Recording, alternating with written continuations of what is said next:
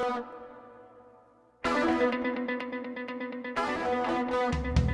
hey, friends, I'm here behind the What's Right microphone as per usual, Monday through Friday, 1 to 3 p.m. here on News Talk 840 KXNT.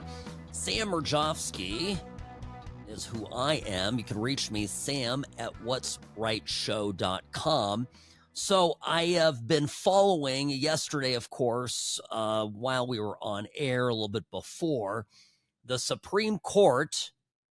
The Supreme Court is going through this is basically anytime a Supreme Court case is filed and accepted by the court, there's arguments that are filed, basically the positions of both parties in advance of it, pleadings and such, and then of course the justices sit down and listen to oral arguments from both sides. This case yesterday is a real head turner.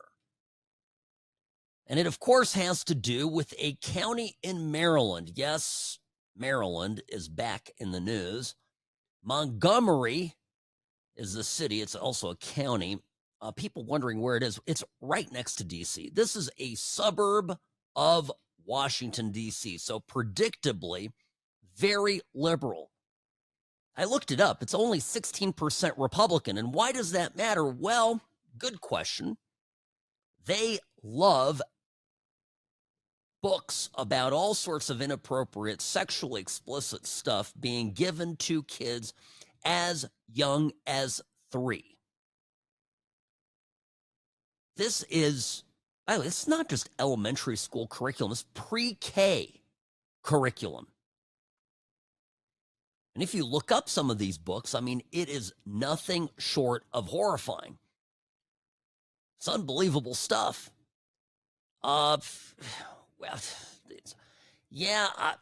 Pride Puppy is one of my favorites. This is about a dog that gets lost at a pride parade. And every page is covered head to toe in rainbows and images of pride parade type stuff. Okay, fine. But in it, at the end of the book, it apparently it gets into the puppy being interested in finding its leather, which is and obviously in reference to bondage and to it's sexual themes for little kids. I'm not going to get into it all here, Robbie. It's gross.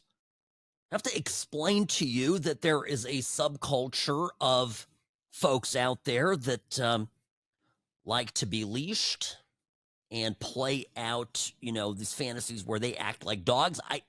It's not my thing. But hell, I don't even judge it. It's a kink, whatever, it's you do you, I do me. And that's how we were sold on this gay rights thing. I am remember when the entire gay marriage issue was coming up, and I was pretty conservative on it at first, and then I eventually sort of got to the place where I had a lit and let live approach. It was a change of heart. Who am I to say what somebody else wants to do with their time, with their relationships, with their in their bedroom, in their home? Let them do it. But I feel, and I think a lot of you will agree, that it's gone simply too far. The agreement was, right, you're going to do your thing, and I'm going to do my thing, and we're all going to just live happily ever after. The deal never was that you were going to shove this kind of garbage and your lifestyle. And yes, I'm calling it garbage. This is gross stuff. This is not what I want to give my kids as an example of normal behavior. And wrapping it up in, cute little puppy story with, rhyming words and sentences is all cute and fine and dandy. But, there were parents in the school district that objected to this. And the funny thing is, I don't know, funny's not the word, right?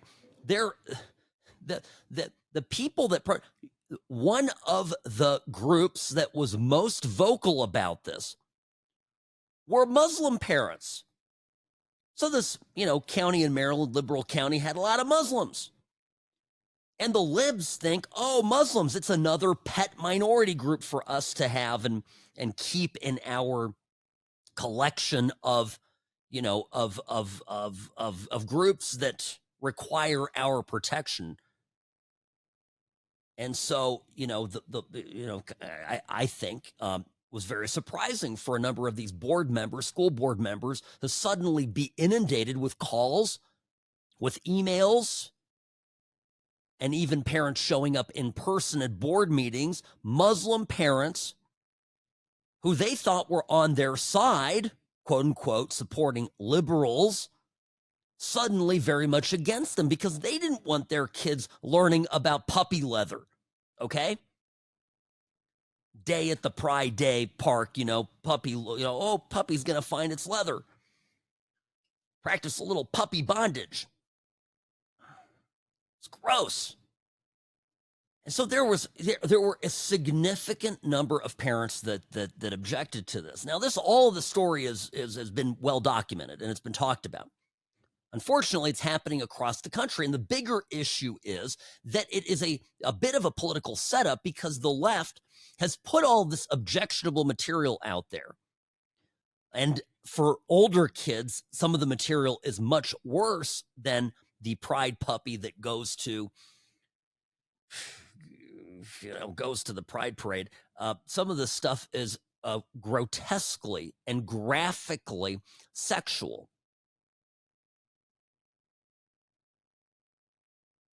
And I bring this up because the general attitude of the left, right, and I say this is a setup, is, well, conservatives just want to ban books. Conservatives, see, this is what conservatives, they just want to ban books. They are just book burners. It's like the Nazis. And it upsets me profoundly because it is these freaks that have decided to sexualize our kids, that have decided to preach their, deviant lifestyle to our kids, who have decided to make this the hill that they die on, and all in an effort, I think, in part, to get conservatives to push back. And the minute that a mother of a child exposed to this filth steps forward and says, well, I don't want my son, I don't want my daughter reading your book, they get enormous amounts of pushback. And not just pushback, they get attacked. There are instances where a council member told Muslim families basically that don't you realize that you're on the same side as the KKK and white supremacists? It's horrible. The quote, now this is the actual quote. This issue has unfortunately put some Muslim families on the same side of an issue as white supremacists and outright bigots. How dare our pet minority group, in other words, go off script like this? Don't they know that if you're a protected minority group of the Democratic Party, you've got to follow directions? And that means when we say there's queer books in the classroom, there's queer books in the classroom. We say there are girls and boys rooms and boys and girls rooms. That's what we're going to go with. Whatever we say, in other words, so goes the thinking of the Democratic Party, whatever we say, you have to go along with. And how dare you have an independent position from us? That simply is not allowed. That was Kristen Mink, council member there in Montgomery, Maryland. She was forced to apologize. CARE actually threw a fit on this. So I got some of these. Now, there's no video cameras in the courtroom, to be clear, right? But the audio is available from the Supreme Court chamber yesterday of some of the oral arguments. I thought it would be kind of fun to go through some of them and to listen what these justices say. because, we certainly spend a lot of time here lamenting the state of the Supreme Court.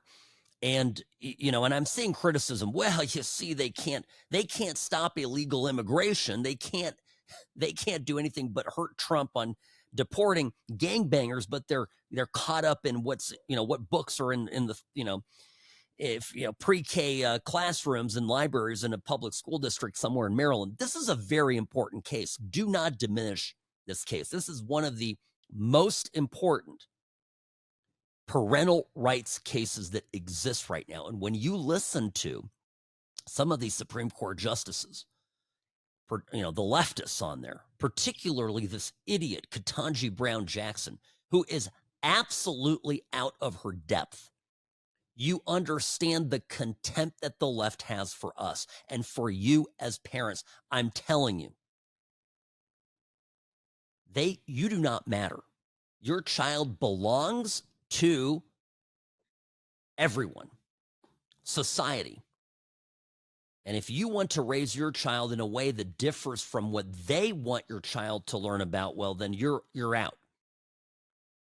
Sam Rajovsky, News Talk 840, KXNT, the What's Right show is brought to you by Sam and Ash Injury Law, 702-820-1234, because you deserve what's right.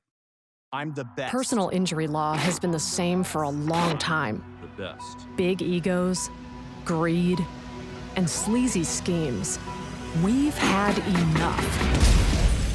Welcome to Sam and Ash, the new standard for personal injury law, where things are done the right way, because you deserve a team that delivers real support and results. When you have both, your whole world can change.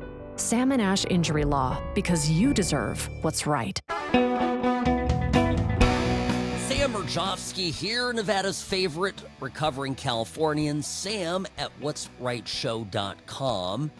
And of course, on X, you can find me at What's Right Sam, at the ampersand, or the at symbol, What's Right Sam.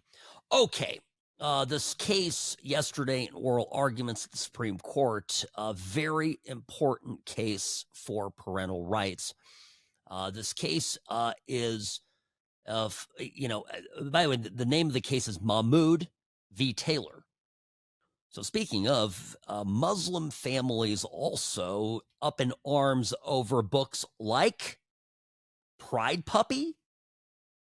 That's one, which is described as a picture book about a dog that gets lost during a pride parade, aimed at introducing young children pre-K to pride celebrations.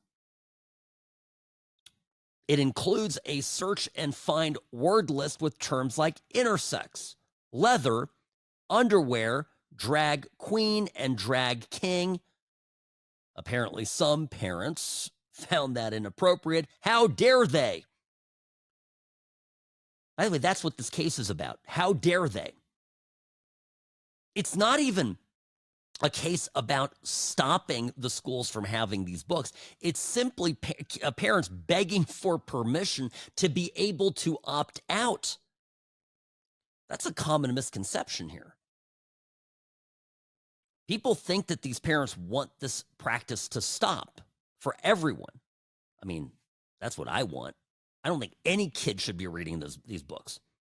3 years old, 5 years old, 8 years old, get out of here. Sex ed doesn't start until the 5th or 6th grade, depending on the state. Get out of here. Leather and dogs and pride, queer. Get it. All of that, none of that just doesn't belong in the classroom. But the parents aren't even saying stop it. They're just saying, please let me take my kid and remove my kid from this. And the district wouldn't allow them to do that.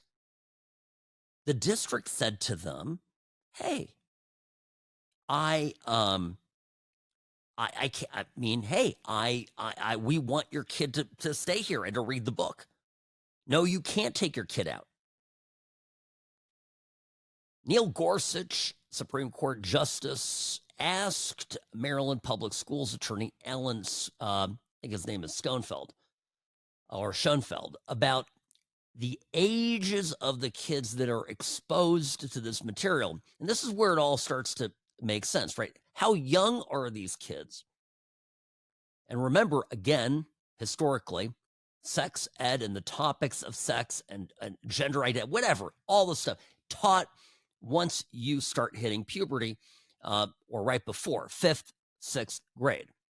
So here's Neil Gorsuch asking the attorney for the school district who thinks that, every kid ought to sit there and take it, no matter what the parents say. What age do you, in Montgomery County, teach students normally about human sexuality? I think that it begins in either 4th or 5th grade. The human sexuality class? The family life and human sexuality curriculum. Okay. I'm not entirely sure. Starts in 4th or 5th grade, you think? So. Is there anything you can point us to in the record on that? I don't think so. Okay. And second, these books are being used in English class. The division between English class and other things in a 2nd grade classroom doesn't really exist. You're sort of in a room with a teacher and sometimes... No, I appreciate that. I went to 2nd grade too. Yeah. But it's part of the English curriculum that these books are being used in. I thought that was... Yeah, I'm not fighting the premise. I'm just saying that it's not the math class. It is not. It's not the human sexuality class. It is certainly not the human class. Sexuality class. Yeah. I'm just sort of fighting the premise that there's a neat distinction. Okay, and they're being used in English language instruction at age 3. Some of them. So Pride Puppy was the book that was used for the pre-kindergarten curriculum. That's no longer in the curriculum. That's the one where they are supposed to look for the leather and things and bondage, things like that. It's not bondage. It's a woman in a leather... Sex worker, right? No, that's not correct. No. I read it. It's a drag queen. Drag queen and drag correct. queen. The leather that they're pointing to is a woman in a leather jacket, and one of the words is drag queen in the search. And they're supposed to look for those. It is an option at the end of the book, correct? Yeah, okay. Hey, 3-year-old, find me the drag queen. Little Pride Puppy got lost. Now look for the Pride, the drag queen and the Pride drag king. I didn't even know. What is a drag king, Robbie? What? You're supposed to have all the answers here. Don't tell me I'm looking at one. That'd be deeply unsettling. Now, okay, so, Neil Gorsuch is asking the point that any logical person would ask is like, what is this all about? So then he tells the attorney here, basically getting at the distinction, why are you not including this in the human sexuality curriculum? Why are you putting this as part of the reading English curriculum, right? What's the point of that? I think you and I know the point of it quite well. You've included these in the English language curriculum rather than the human sexuality curriculum to influence students. Is that fair? That's what the district court found. I think to the extent the district court found that it was to influence them towards civility. The natural consequence of being exposed Whatever, but to influence them. In the manner that I just mentioned, yes. Okay. Well, this is an important point, right? Because now the district is admitting that they are looking to influence kids. And parents have a say. Well, we'll find out based on how the Supreme Court rules. Parents, I believe, should not just have a say, but the final say on how their kids are influenced. Then Gorsuch asks the attorney for the district about the Muslim white supremacist alliance comment from one of the board members, who, of course, here is a defendant in the suit. Responding to parents who are concerned, you agree that there was some intemperate language used? I don't know that those were responding to parents who were concerned. This was after the fact for most of these comments. And this was in a very public setting, which obviously got heated, and some intemperate comments were used, certainly. Yeah. And I wanted to understand your context that you were giving about the statement that some Muslim families, it's unfortunate that this issue puts some Muslim families on the same side of an issue as white supremacists and outright bigots. I think in response to Justice Sotomayor, you were trying to give some context to that? I don't think I was speaking directly about that comment. I think that comment was given or was made in June, which was several months after the decision to withdraw the opt-outs was made. I don't have context for that statement, no. Okay. Exactly. Just imagine if Republicans put Johnny the Walrus by Matt Walsh in the classroom. They'd have a fit. Be right back, folks.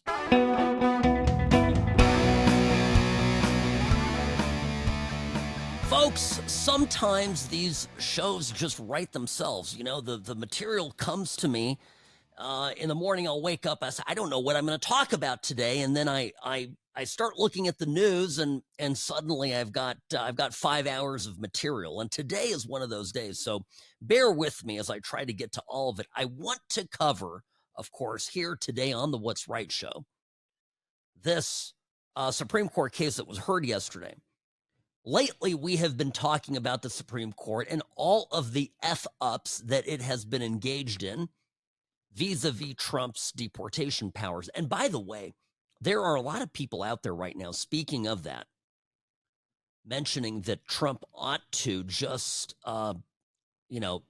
suspend habeas corpus, that he could do this under the Constitution, call this an enemy invasion, call all these gang members that are coming into the country. By the way, the Venezuelans are being trained as paramilitary operatives. The Venezuelan government, which of course is deeply hostile to the United States, has taken these people, trained them up, basically given them military skills, and then sent them over into the U.S., and they're here now, and they're causing chaos. There was another judge, I think out in California, a federal judge, who goes, no, this isn't an enemy incursion. So we got some loser judge in a trial court circuit. I don't think it was even an appellate circuit. District court judge second-guessing the president of the United States, the commander-in-chief, as to what is or is not an enemy attack. Get the F out of here.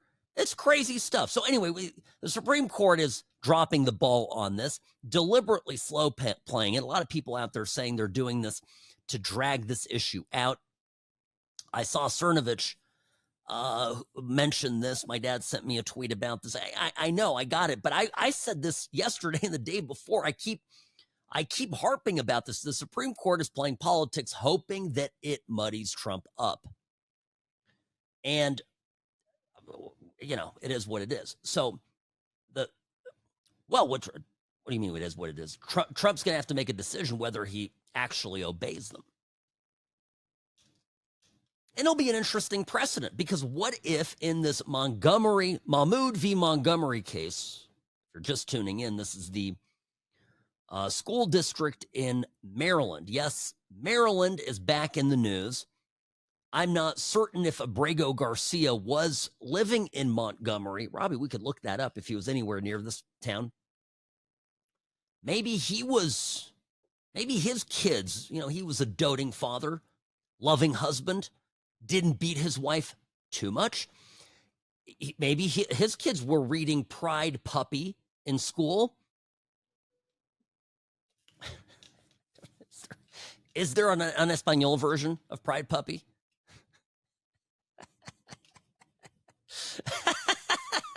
Yeah. Okay. Well, this is the book. This is the book that they're actually talking in the Supreme Court. Neil Gorsuch asking lawyers for the school district, hey, so tell me about this book. Apparently they talk about leather in this book. And the lawyer's like, no. Okay, well, so drag kings and drag queens and leather. Well, yeah. This is actual testimony in the Supreme Court. Thank you, liberals, for bringing us this.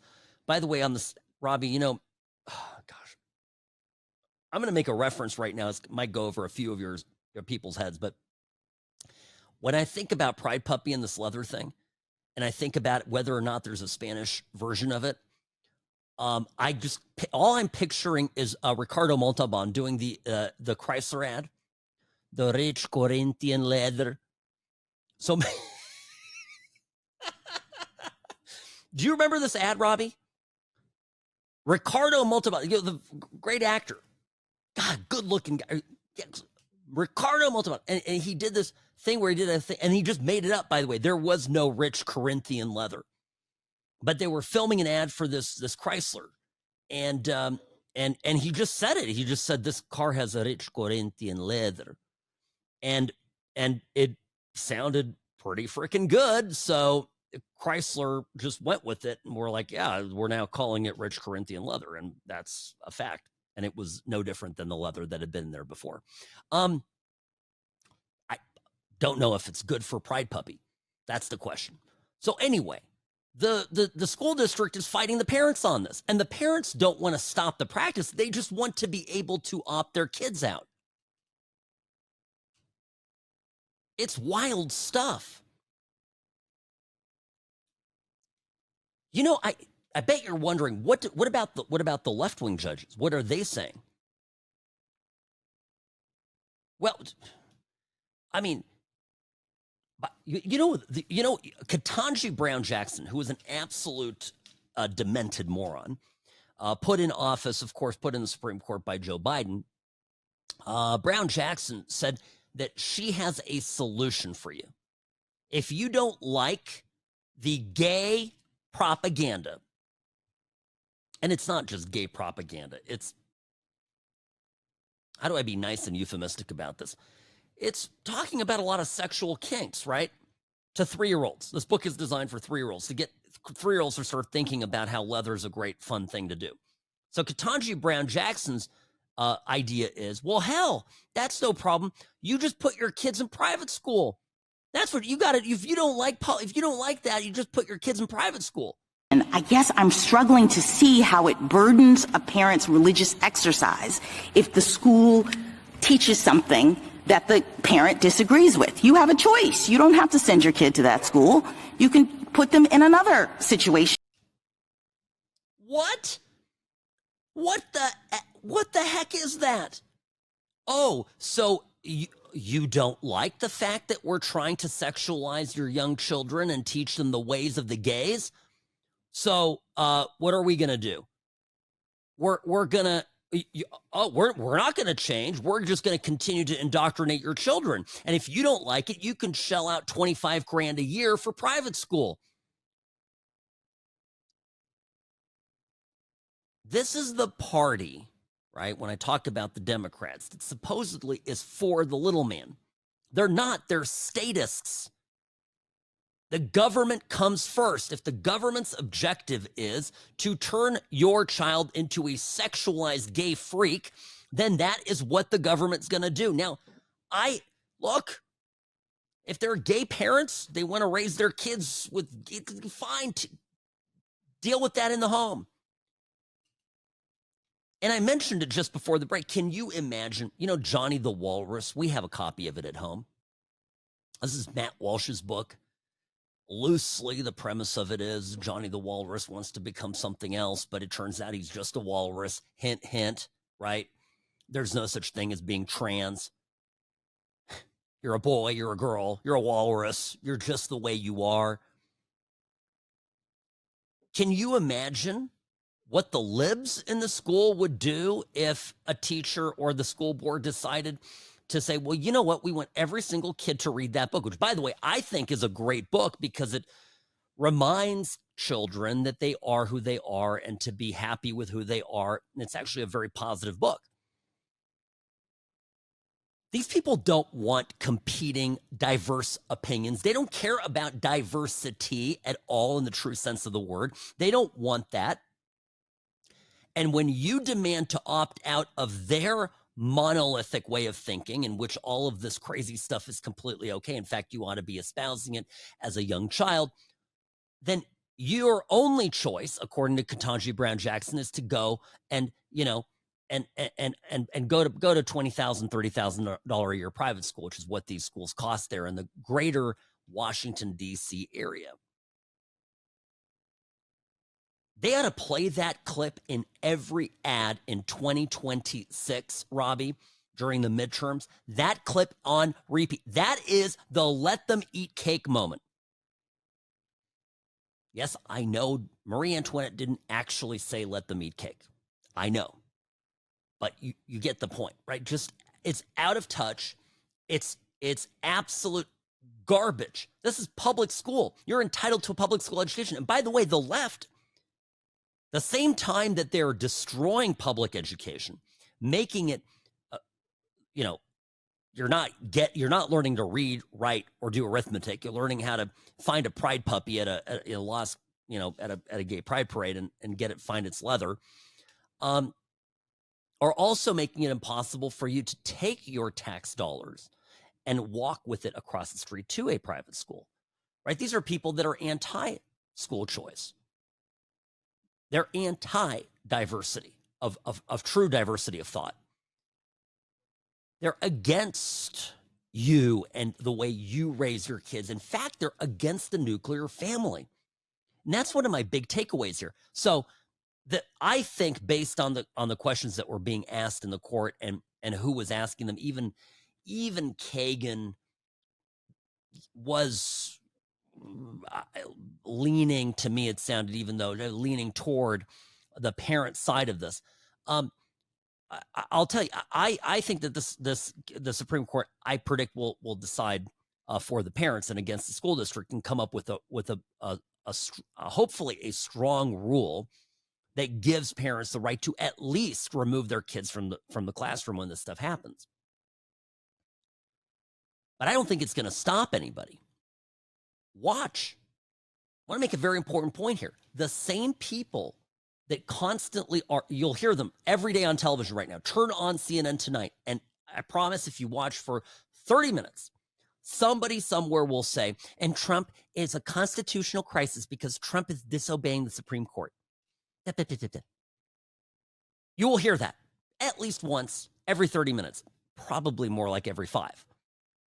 Now, why am I bringing this up? Well, because these same leftists, if this Supreme Court decision says, hey, school district, you can't, no more, you can't force kids to read the queer books.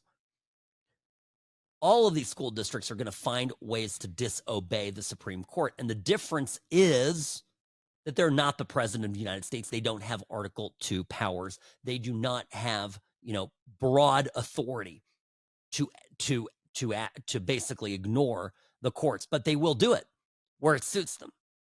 So I'm glad we're talking about this case, because against the backdrop of everything happening with immigration and every idiot on their talking head on TV, Democrat, liberal, talking about how Trump is disobeying the Supreme Court, we have a constitutional crisis. We are setting them up for yet another huge hypocrisy moment. So I'm enjoying this. But some of these books, this is so gross, and you've seen it. They're graphic. It's showing people, men, what hole does it go in? Things like that. God, I'm so lucky I grew up in the 80s. We had Wham. That's as bad as it got. Sam Murjovsky, News Talk 840, KXNT. The What's Right Show is brought to you by Sam and Ash Injury Law. In a crash, call Sam and Ash, 702-820-1234, because you deserve what's right.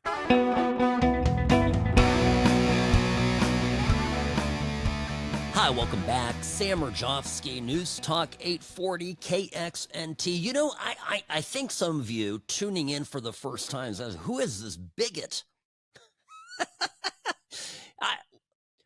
If you only knew me, I talked about and advocated for gay marriage at a time when most Republicans were against it. And you know what? I feel like I was played for a fool. I think this is what makes me so upset. By the way, Sam Murjovsky here behind the What's Right microphone. Sam@what'srightshow.com is my email. So they just wanted equality. Robbie, that's all they wanted. They wanted equality. I didn't know they were going to shove this thing down our throats 24/7 and try to indoctrinate our kids. Like, leave the kids alone, for Pete's sake. What is your obsession with being perverts with kids? And I know, okay, I'm not obtuse. I understand it's not all the gays. Yes, of course. And I happen to know the gays that I'm close with and our friends are mortified by this. And then I also know that it's not just the gays that are pushing this. It's the so-called allies, the propagandists. But they have a greater, purpose in this. It's not just about the gay stuff. It's about creating young liberals and reliable Democratic Party voters, right? So some of this is very political, and it's intended. They're using our taxpayer dollars to manipulate our kids, to indoctrinate our kids, and to build a Democrat power structure. And this is why, when I see the stuff going on with Harvard, and, Trump is just taking a sledgehammer to Harvard. It's not really being covered in the news very much, except with passing comments, but it's been very effective, and Harvard is hemorrhaging money like a mother effer, and they're hurting, okay? And I see some Republicans, the Bush types, going, oh, Sam, this is just not a good thing. Trump needs to focus on governing.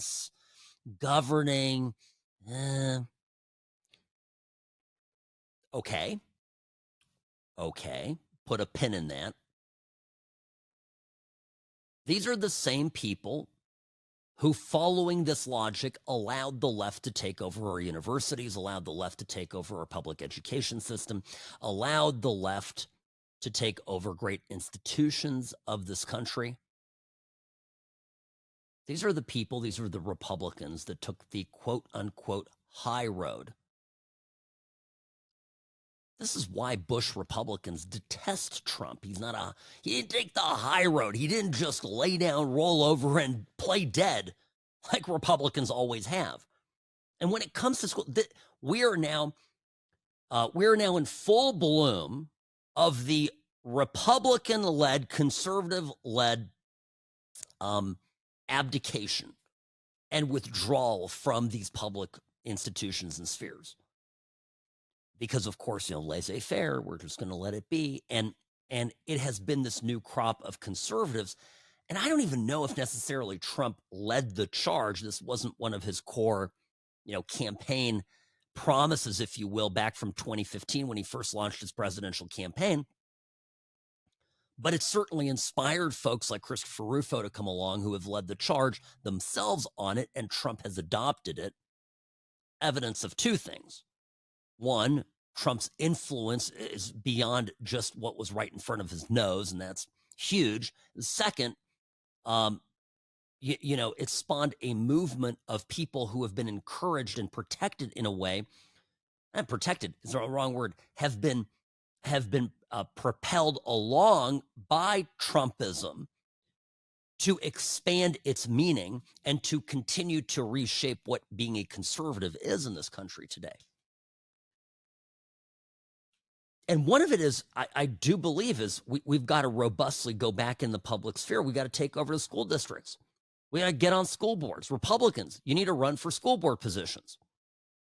Here in Vegas, if you're a mom and you're mad and you can speak well and present well and you've got a little bit of extra time and you don't mind taking a beating, boy, I think I've just talked everybody out of it. Okay, then you get on the school board, run. We can change things. We just have to do it. And I say this. I mean, I understand if your position is no, because I get approached from time to time. Sam, you ought to run for this. You ought to run for that. And I can't do it all. Right? I got a firm. I'm a dad. I got 3 kids. They're still all living at home. I'm a lawyer. I got this show. I have like 3 full-time jobs, okay? And I and I'm doing it, okay? I don't know if I can do more. Maybe not now. But if you can, maybe your kids just left the house. I'm saying, and regardless, whether it's here in Vegas or wherever you're listening to this program, do something about it. Because I think I think that these people are sick in the head. Anybody that wants to sexualize a kid is sick in the head.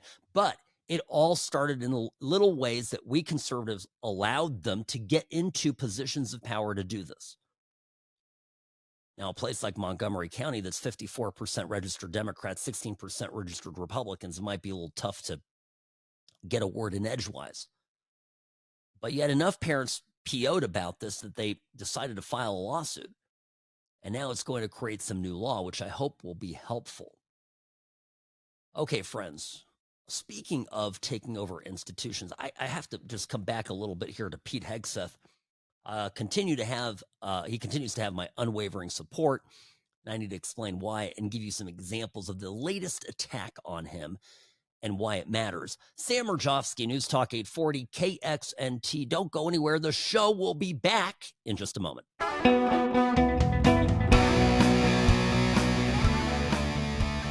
Rarely wrong, always right. Sam Murjovsky, News Talk 840, KXNT. Greetings, friends, and welcome to the What's Right show, your place for common sense conservatism.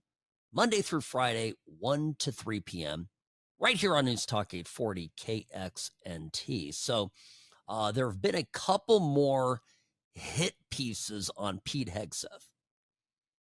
And I'll say again what I have said now multiple times. I expect this to continue for the foreseeable future because, of course, I think that people inside government, even among Republicans, are unhappy with Hegseth because he is amenable to Trump's America First policies. What do all those words mean? Good question. Pete Hegseth doesn't want to go to war with everybody all the time, anytime, all day long, and is, in that sense, very much aligned with Trump, right? Trump, after all, ran on a promise to not get us into World War III. And incidentally, I think one of the great accomplishments of his first term is that Trump was able to maintain good relationships with countries, maintain world order and peace, relative peace, in 4 years without doing a whole lot other than taking out Soleimani with a missile. Right? Trump was pretty low-key about things. Now, he threatened a lot, and because, maybe in part due to the media constantly making him out to be a loony person, it helped keep our adversaries at bay because none were entirely certain if Trump was being serious or not. The people inside the Pentagon would love more war. And so anybody who's an obstacle to that is bad news for them.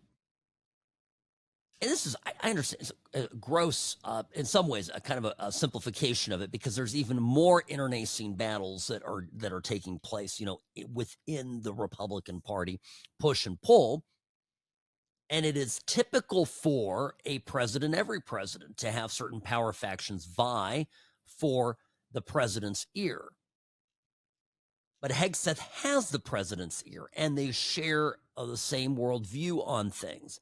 And, more importantly, I think the Pentagon is one giant scam. So if you look at it through if you put on your Doge-colored glasses, there you go. Are they on? Doge-colored glasses. What do you see? All of a sudden, you see a ton of waste. You see Hegseth, somebody who doesn't give a rip about old alliances or backs that need scratching. And is that going to piss people off? Are people going to hate him? Yes. And when you start to read the Pete Hegseth stories with that lens, with that, I thought it was kind of cute, Doge-colored glasses. Okay. You start to read it that way, then what do you see? You start to see people who are upset that their status quo as they knew it might be coming to an end. Here I pulled up one of the stories. Where do I have it here? Well, the story I had here was of course the first one I saw today was the Daily Mail piece. The real reason Pete Hegseth's wife, Jennifer Roche, I think that's how she pronounces her name, won't let him out of her sight. And the secret nickname she has earned from Pentagon staffers. Ooh, it's so juicy. Can I cut to the chase here? Okay, here's the best part. Okay, apparently they call her Yoko Ono. She's with him all the time. Now, Hegseth and his wife were close. This is his second or third marriage. He has a past. She's keeping an eye on him. For Pete's sake, I mean, you know that our former vice president, this is an important point, Mike Pence doesn't go anywhere without his wife. Yeah. Nowhere. And he calls her mother. You want weird? That's weird. So the whole piece is about how Pete Hegseth's wife has all this unprecedented access and travels with him on business trips and takes notes for him. And here, let me put up a photo here. I'm putting up a photo. Robbie, is it up? Now, what do you see? Okay, right here in this picture that I'm showing. And those of you on the radio, hang tight. I'll describe it to you. This is Jill Biden on her way to the G7, sitting in the president's chair on Air Force One in his private office, where the president is supposed to sit, preparing for the summit. The same people that are screaming about Pete Hegseth's wife taking notes in meetings were perfectly fine with Dr. Jill Biden basically running the White House. She was de facto president, right? Like her and, Klein and Susan Rice ran the country. Don't give me the people that are making this criticism of Hegseth have lost all credibility. They were nowhere to be found for 4 years with Biden running around with Jill, okay? The little puppet master. Circus. Complete circus. So that's my one comment on this. Now, I saw this piece here. This is in the Times-Union. Apparently, this is some sort of an important newspaper, Robbie. New York, D.C., kind of East Coast, inside the Beltway, finance, machination, whatever. But this editorial today, holy hell, Pete Hegseth must go. Sooner or later, his sloppiness will get someone killed, and part of the blame will fall on the people who are supposed to hold him accountable. I looked it up. Could not find any articles or editorial posts from the Times, Union Times, whatever, the Times Union people about Lloyd Austin. Lloyd Austin's incompetence got 13 U.S. service members killed in Afghanistan. Lloyd Austin's incompetence left behind our human assets, our allies that cooperated and helped Americans in Afghanistan. Those people, if they're lucky, died quickly. We left behind their families. We left behind tanks. We left behind helicopters, guns, ammunition. Hell, we left behind the dogs. These people are sick. It isn't about competence. It isn't about Pete Hegseth's wife. It isn't about anything. None of it is real. These people are complete phony fakes. The reason that they hate Pete Hegseth is because he is going to turn the Pentagon upside down. If Pete Hegseth was really, and hold on, let me read from the article here. Quote, after his nomination, we noted that he, Pete Hegseth, was little more than a Fox News hot take dispenser. A Fox News hot take dispenser. Okay, with scant management experience. which was a, quote, serious deficit for someone charged with overseeing a vast bureaucracy of roughly 3 million military and civilian employees. We acknowledged abundant new reporting that delved into the allegations of drunkenness and sexual misconduct, as well as abject incompetence in his leadership of 2 advocacy groups.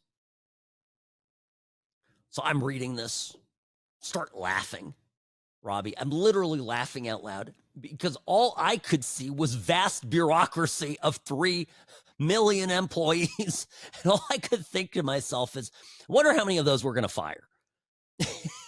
and when these articles have quotes of people at the Pentagon going, ooh, Pete Hegseth this, oh my God, Yoko Ono.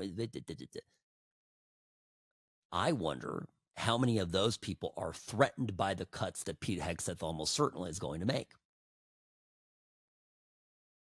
The status quo is allergic, forever allergic to change agents. It's how this works. So to me, every story that comes out that is, poo-poo Hegseth this and poo-poo Hegseth that, I take it, to me, it's an absolute endorsement of Hegseth. It goes the opposite direction. And that's my message to all of you conservatives out there. I'm glad I'm changing minds. I don't know if you noticed this, Robbie, on Tuesday. I chatted with Alan. Love you, Alan. You're amazing. Absolutely great. Sometimes I disagree with Alan a little bit. Occasionally he'll persuade me, and occasionally I'll persuade him.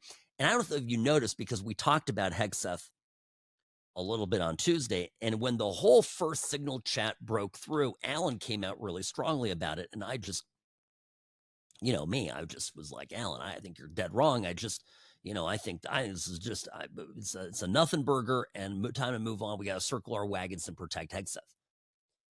Because I think Alan and many conservatives believe that we ought to be very stand up and palms up, and if our people do wrong, we're going to stand up, we're going to take them to task.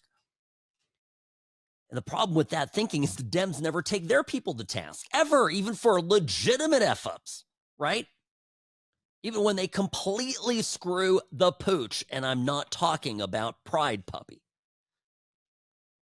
I have to take a quick break. My point is, Alan, 2 weeks later or 3 weeks later, when this stuff came along, goes, yeah, no, I support Hegseth, everything. See, we're getting it. Republicans, we're getting on board. We have to stand behind Trump because our country depends on it. Sam Murjovsky, News Talk 840, KXNT, the What's Right show is brought to you not by Pride Puppy, but by Sam and Ash Injury Law. In a crash, call Sam and Ash, 702-820-1234, because you deserve what's right. The Sam and Ash team, they wanted me to have the best care. They had my interests at heart. I have an enormous amount of gratitude. I cannot say enough thank you.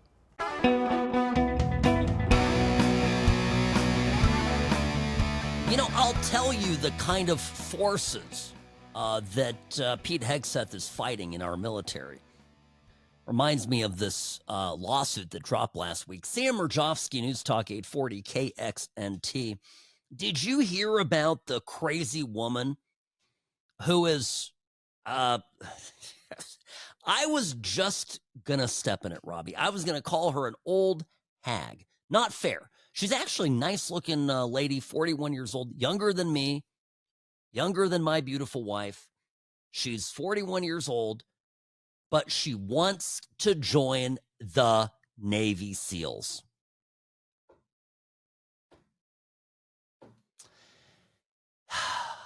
Robbie, you're shaking your head. Why are you shaking your head?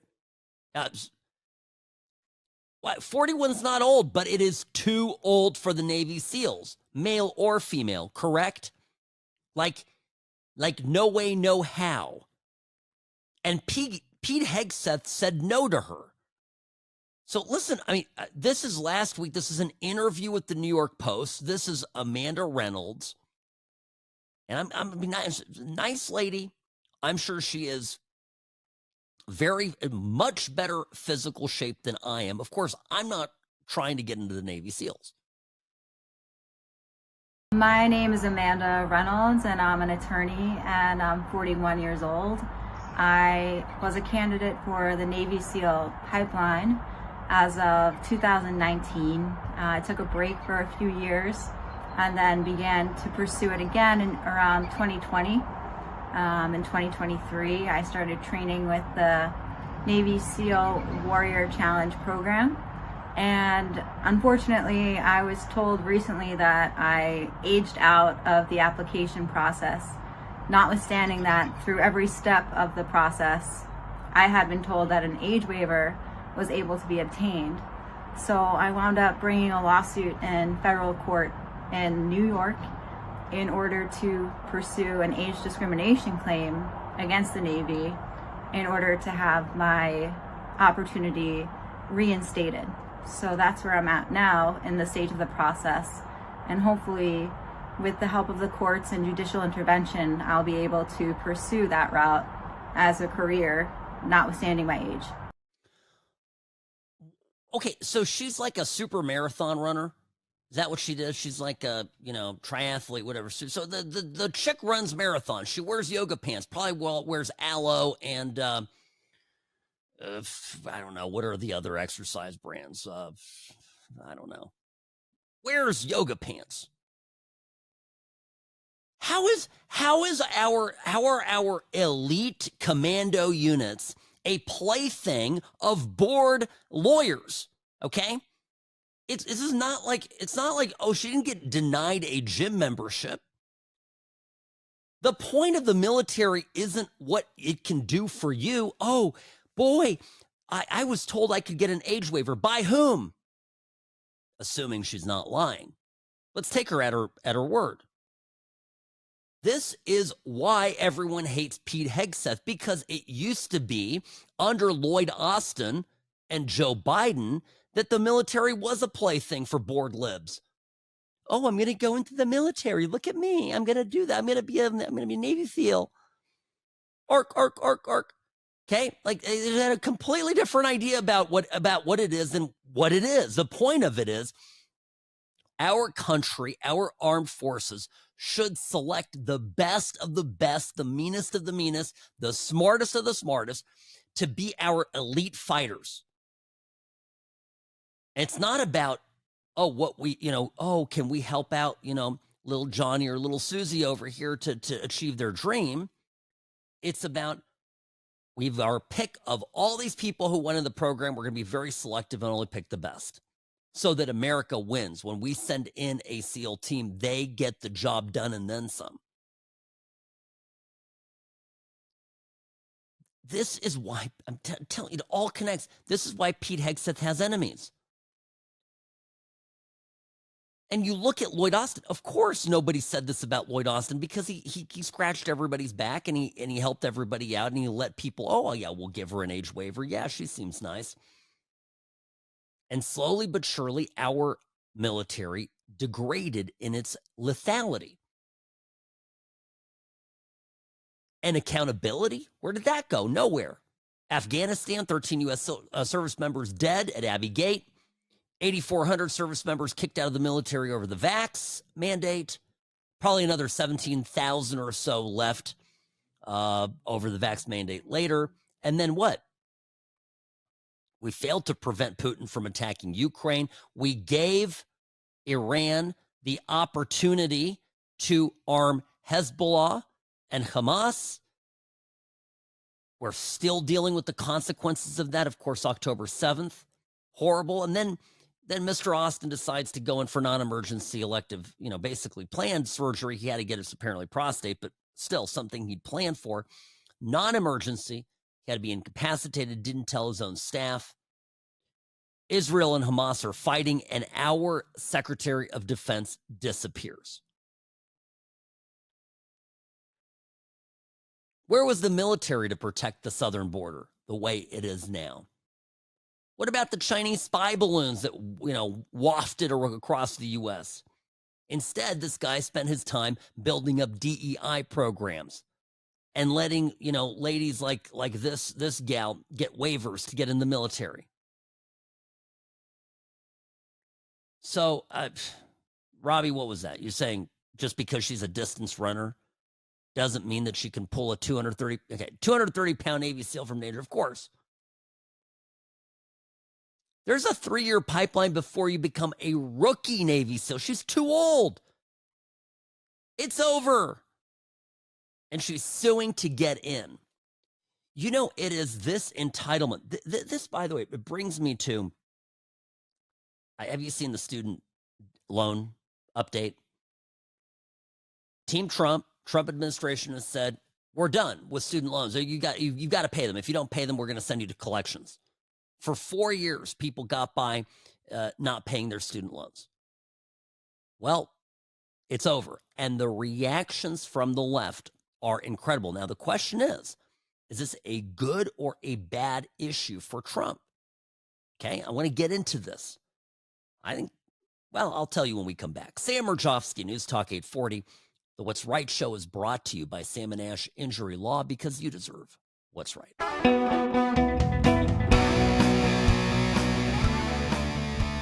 It's fascinating to me, people that actually advocate, make an argument for that they deserve something for nothing. Sam Murjovsky, News Talk 840, KXNT. This just boggles the mind. I've never had this mentality ever. My parents drilled it into me. Nothing. Everything's earned. You don't get anything for free. There's no such thing as a free lunch, blah, blah, blah, right? There are some great check phrases about this, like idioms, about needing to work hard in order to achieve things, because the concept is universal, okay? It is inherent to the human condition. It tells me that, one, right, we are, we all sort of feel the same way generally, that it's admirable to make your own way in life, and two, that there have always been freeloaders around. And I'm bringing all this up because, of course, there's this idea right now that that student loans ought to be free. And Joe Biden successfully used this to buy votes. Now, I'm saying that tongue in cheek, because the word successfully depends on how you determine success. He literally gave away billions in dollars in student loan debt relief, and still the Democrats could not win the election. That's the headline. I don't want to hear it from Democrats. I don't want to hear it from Republicans. I don't want to hear it from Frank Luntz. Frank Luntz is a smart guy. He's a pollster. But when it comes to this, he's being retarded. It is not a quote-unquote winning issue for Democrats to champion giving away stuff for free. You signed a contract. I'm taking out a loan. The loan has all sorts of perks to it. For example, there's no collateral. For example, the interest rate's low. For example, you can take forever to pay it off. It's almost like a nothing, right? As long as you've got a job. And people have been taking advantage of this. And the Democrats have been using it as it's just a perennial issue. Oh, we're going to give away money. We're going to give away money. We're going to give away money. And it's starting to be off-putting to the millions upon millions of Americans who never went to college, who are earning their way, who are, working a union job, right? And so typically worker-friendly, union-friendly Democrats, I think, have lost their way on this. Now, Trump has come into office, and of course, he's not giving away any money on student loans the way Biden did, although some Republicans have suggested that he ought to, but he's gone a step further. And all the millions of people that apparently weren't paying their student loans in the last 4 years and just not suffering any consequences, now Trump is saying we're going to send you to collections. So, this is supposed to be a big thing. Tuesday at the White House press briefing, Caroline Leavitt said this. In other news, the Trump administration has announced we will put an end to Joe Biden's illegal student loan bailout attempts. No student loan has been referred to collections since March of 2020. that comes to an end. On May 5th, the Department of Education will resume involuntary collections for borrowers with defaulted federal student loans. The student loan portfolio controlled by the federal government is nearly $1.6 trillion, but fewer than 4 out of 10 borrowers are in repayment. This is unsustainable, unfair, and a huge liability for American taxpayers. Debt cannot be wiped away. It just ends up getting transferred to others. So why should Americans who didn't go to college or went to college and responsibly paid back their loans pay for the student loans of other Americans? The Trump administration will never force taxpayers to pay student loan debts that don't belong to them. Student loan borrowers need clarity, and we're finally giving it to them. Borrowers will now be clearly expected to repay their loans, and those who default on their loan obligations will face involuntary collections. The government can and will collect defaulted federal student loan debt by withholding money from borrowers' tax refunds, federal pensions, and even their wages. America is $36 trillion in debt. We must get our fiscal house in order and restore common sense to our country. If you take out a loan, you have to pay it back. It's very simple. President Trump will not kick the can down the road anymore. Yeah, this is exactly right. And I think it's a top winning issue for Trump and for Republicans. Personal responsibility, right? You took out the loans, you went to school, you got the benefit of the bargain, now pay up. We've been more than patient. But people are all over social media crying about it. Here's one liberal screaming about it, crying. This is racking up a ton of views. A lot of people seeing this. I don't know. I think most people looking at this are going to be kind of repulsed. I'm not paying back my student loans. I do not care. Oh, but what about your credit score? What am I going to do with a good credit score? Buy a house on starvation wages? Buy a car I can't afford to insure? I'm not paying them back. I don't give a shit about my credit score. Oh, they're going to garnish your wages. Most of us are underemployed. If they start taking additional money out of my paycheck, I just won't work. My life will not get worse. I'm not going to have the money anyway, so you can't garnish what isn't there. I grew up in a far-right, conservative, hardcore Republican family, and since like kindergarten, I have been conditioned to believe that if I did not go to college, I would not be successful. I was told that if I locked in, got great grades in high school, got into college, focused, and got my degree, that I would have a life similar to the life my parents had, where my dad worked one job for like 35 years, was able to buy a house and go on vacation and support his family.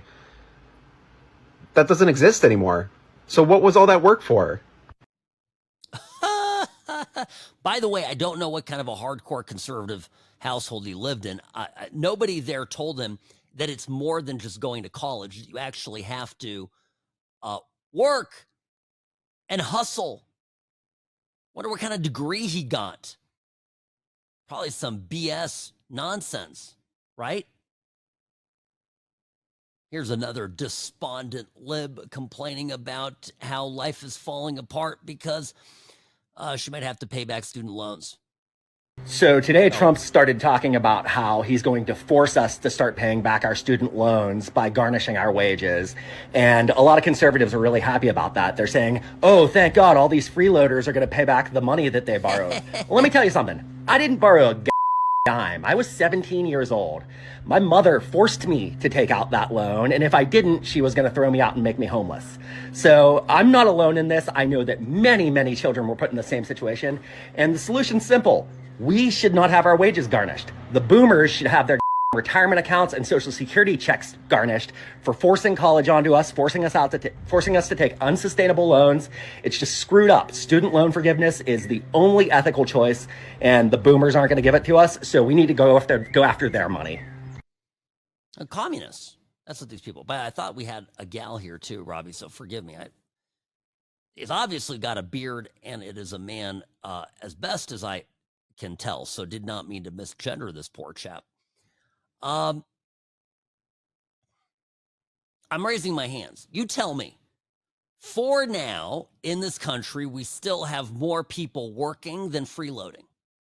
So for now, in our country's democracy, we are still at a place where you can win an election by supporting those that work over those that don't. You know, you know my story, right? I went to college briefly and then quit and worked. I worked in personal injury law firms, a couple of them, and started my own business then, and eventually went back to law school so I could start a personal injury firm and own it myself. You know, I went back to college at 29. And I went back to law school, or started law school, excuse me, at 31. As an older student. And I would sit there, you know, I was about 10 years by the time I got to law school, about 10 years older than the kind of the standard track of student that started college at 17, graduated at 21, 22, and went to law school straight away. And these kids, and that's what I'll call them, I mean, even though they were 21, 22, 21, 22, 23 at this point, 24-year-old adults, they seemed like kids to me because, of course, I was already married and had my third kid in second year of law school, graduated when I was 34. And I'm looking at these kids and they're complaining, oh, the what is it? The office, so what is it? Career services. Career services isn't doing anything for me. They're not doing anything for me. They're not helping me. They're not any. And my biggest advice, if you're listening to this and you're a young person starting out, you know, create your own value for yourself out there in the world, right? Work. I every time I talk to my son, who is 17 right now, about college, I said, if it weren't for water polo, if it weren't for the fact that you want to play collegiate water polo, I would tell you to not go to college right now. Go and work. And if you discover that your work takes you somewhere that requires a degree or requires licensing, requires some sort of, you know, like law school or getting an MBA, then you can always take care of it later. You can go to night school. You can make it happen. Don't go to a 4-year school just to go to a 4-year school. Build your own success. And you are valuable to employers, not by virtue of a degree, but by virtue of your skills and experience. So seek out jobs where you can quickly gain both. You don't need to go to college. It is a joke. And it was obvious to me, what was that? More than 20 years ago, 22 years ago. It was obvious to me that I came home and told my parents I thought college was a scam. And it's true. I mean, they went to college and that was the thing that you did. And they wanted me to go to college. And by the time I dropped out and showed them that I was being successful, they were actually very surprised. And my mom, when I went back to school, actually asked me, are you sure that you need to do that? She thought I was crazy. They both have doctorates. Like, why are you going back to school? You're doing fine. You're doing better than we're doing. Like, keep doing what you're doing. I said, well, I've got a plan. And I'm glad I did because I love being an attorney. But if it were for I needing the degree to get the license, I never would have done it. Complete waste of time. All right. I'll tell you. This now ties into messaging for the party. And I want you to think back to where we started today, right? We were talking about this Mahmoud versus Montgomery case and going to the Supreme Court, parental rights, and pushing all the trans and, crazy perverted agenda on kids. You know, again, where is the Democratic Party and will they find their way? Because I think they lost voters. They lost more voters than they gained on the subject of student loan forgiveness. I think it put off more ordinary Americans than it did gain them soy boy voters. They were like, I'm not paying them back. And I keep telling you, I don't anticipate the Democratic Party finding their way. I do not, because I think the few wise voices that see it for what it is in the Democratic Party are being ignored. We'll talk about that when we come back. Sam Rajovsky here behind the What's Right microphone. Friends, don't go anywhere. The show will continue in a moment.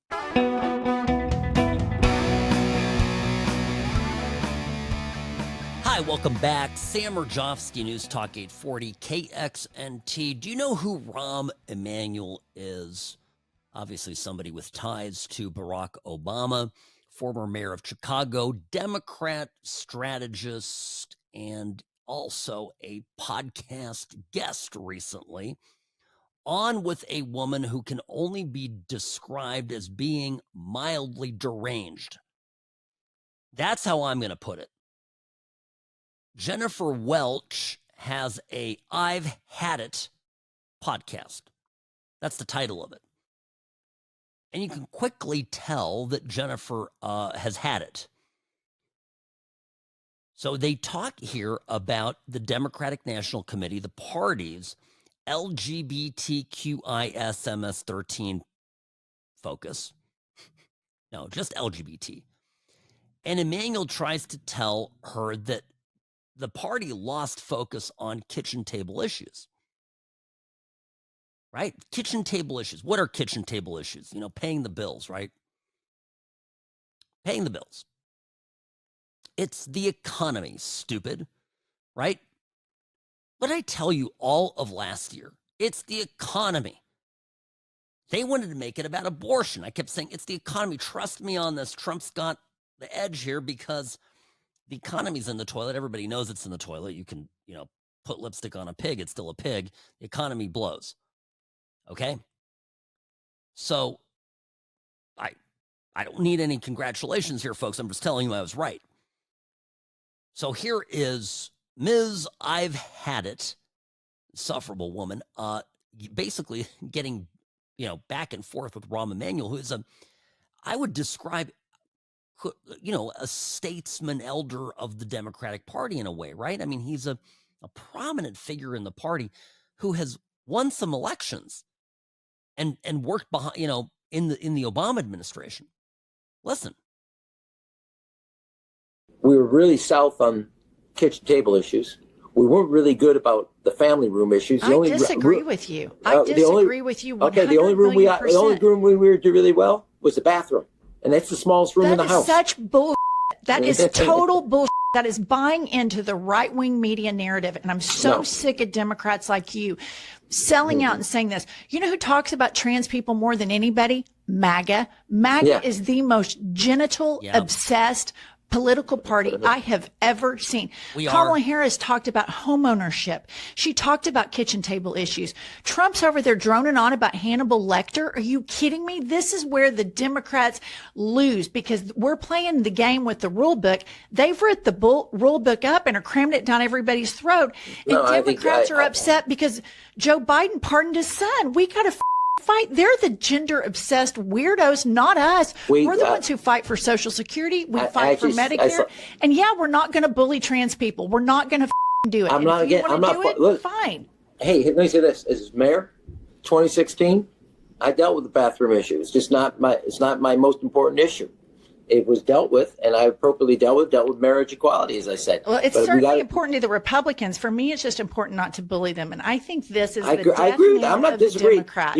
It upsets me. It upsets me so much because we live here in this red state, and you see the damage of it. When I see politicians that are supposed to be leaders in the Democratic Party buy into the narrative that Republicans have defined us by, instead of fighting and saying, you're the weirdos that are obsessed with it. Yeah, we're not going to bully some trans kid.